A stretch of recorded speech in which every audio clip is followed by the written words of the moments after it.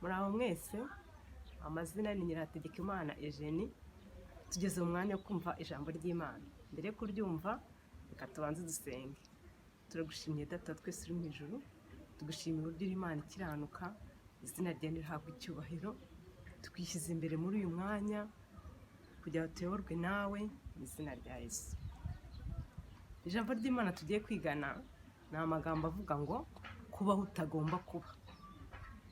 Se umuntu aba ahantu atagomba kuba gute?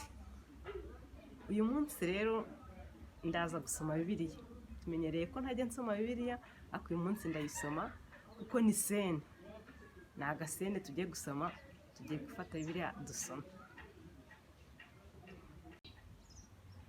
Amagambo tugiye gusoma araboneka mu Kuva igice cya 8, turahera ku murongo wa 21 dukomeza. Baratubwira ngo Farawo ahamagaza Mose na Aroni, arababwira ati nimugende mutambirire Imana yanyu ibitambo muri iki gihugu. Umurongo wa 22 Mose aramusubiza ati si byiza ko dukora dutyo, kuko twaba dutambiye Uwiteka Imana yacu ibyo Abanyegiputa bazira kwica.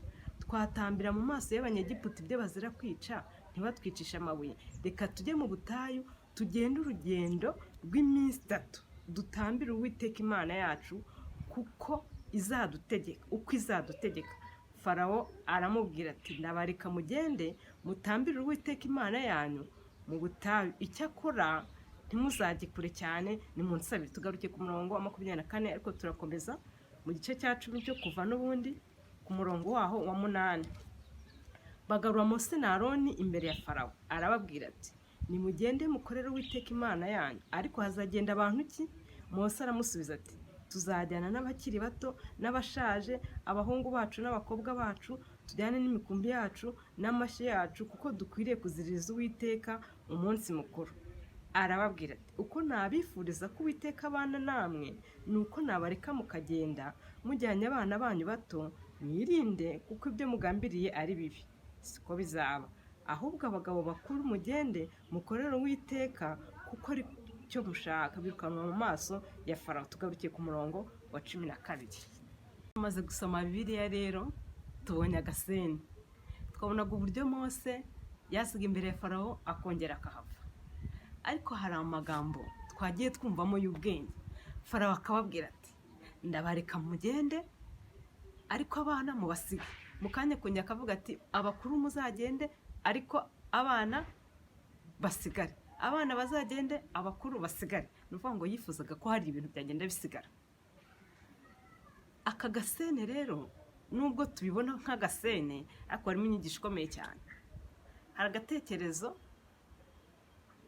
ndi bubagezeho, ariko mbere yo kukabagezaho hari agakina abana bakinaga kera nkiri umwana. Bafitaga umupira, noneho bakawubangaho ibirere, bagashyiraho amasashe, ariko bamara kuwurangiza bawusoje bagashyiraho akagozi. Umwana akawufata akawutera, akagozi kakiri mu ntoki. Akavuga ati nushaka ugende uraza kugaruka kubera ko ufite mu kagozi. Farawo rero twamugereranya na Satani. Aba yifuza ko twagenda tugakorera Imana, ariko hakagira ibisigara. Niba ugiye gusenga, abana jya basiga mu rugo, basigare mu byabo. Niba abana wabajyanye numva gusenga, uze muri ibi ngibi. Ntabwo yifuza ko wagenda wese. Kubaho utagomba kuba, niyo magambo turi kwiga. Hari agatekerezo kuko nari maze kubibabwira, ni abagabo babiri. Umwe yari umukire cyane, undi ari umukene. Uw'umukene yaragiye afata igiti, ntabwo nzi ko ndi bukibasobanurire. Ni igiti bita umutobotobo, keraho utuntu nyine tumeze nk'utubiye. Aragifata, arakigonda amashami, arayahuza impande zose, akoramo inzu, akajya aryamamo. Akaryama agasinzira, abantu bose bakanyura bagasanga arasinziriye, izuba rikava asinziriye, ari no kugona bikomeye cyane. Umukire rero nawe yari afite inzu ya etaje ikomeye cyane, ariko ntajya asinzira.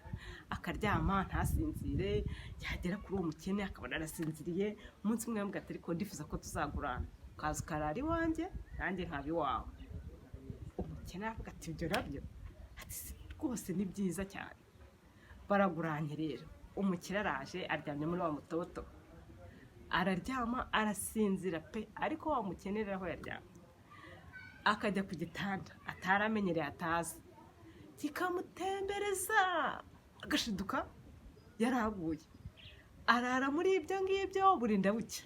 Buracya mu gitondo arambwira ati rero nsubiza ahantu hanjye nawe ugende uryame iwawe, kubaho utagomba kuba. Ese ni ryari? Ni hehe? Hari igihe rero umuntu ajya ahantu atakagombye kuba, nk'uko uwo mukire yari agiye kurara ahantu hatamukwiriye. Umukene nawe yari agiye kurara ahantu hatamukwiriye, ariko twabonye ko umukire we yarasinziriye. Ese mu murimo w'Imana, mu kubana n'Imana, ni hehe mba ngomba kuba? Satani aho nta kantu aba yagufashe akavuga ati ugende ariko nsigire aka ngaka, ugende ubigenze gutya. Twabonye ukuntu Farawo na Mose baganiriye cyane, ndetse Mose aravuga ati ntihazasigara n'urwara. Ndibwira ko umuntu wese abasha guca inzara, ariko si uca inzara umva hari akantu utakaje, umva hari igihombo. Ndibwira ko ari ikintu umuntu wese yumva nta kintu atakaje, nta n'icyo ahombye. Utwo duto rero Imana nayo yifuza ko twayidukorera, Satani akifuza ko tumukoreshereza, akavuga ati kuko ari dutoya, niba tumukoreshereza dutoya, ibinini bakabijyana mu Mana, bazashituka babaye abandi. Imana itugirire neza, tumenye gukorera Imana neza, kandi tugende wese impagarike yacu, ibikorwa byacu, ibintu byacu byose tubikoreshereze Imana, nta na gato dusize. Imana idushoboze mu izina rya Yesu.